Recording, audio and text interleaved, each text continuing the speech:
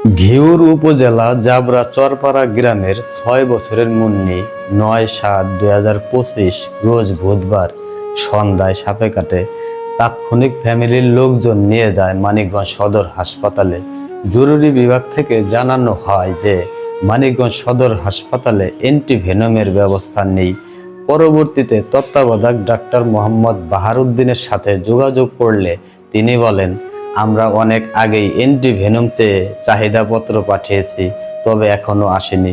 Antivenom না থাকার কারণে আমরা মুন্নিকে হারালাম।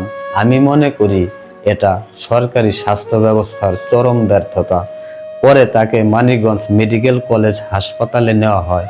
অভিযোগ রয়েছে সেখানেও অ্যান্টিভেনমের কোনো ব্যবস্থা নেই। দুইটি সরকারি হাসপাতালে অ্যান্টিভেনম না থাকার কারণে ঢাকায় নেওয়ার পথে রাত ৮টা ৩০ সাভারের নয়াডিঙ্গি এলাকায় মুন্নির মৃত্যু হয়। মুন্নির পরিবারকে সান্ত্বনা দেওয়ার মতো ভাষা আমার নাই। স্বাস্থ্য মন্ত্রণালয়ের দৃষ্টি আকর্ষণ করছি, প্রতিটি উপজেলা স্বাস্থ্য কমপ্লেক্স ও সদর হাসপাতালে অ্যান্টিভেনম রাখার আকুল আবেদন করছি। মুন্নির মতো আর কাউকে অ্যান্টিভেনমের অভাবে হারাতে না হয়।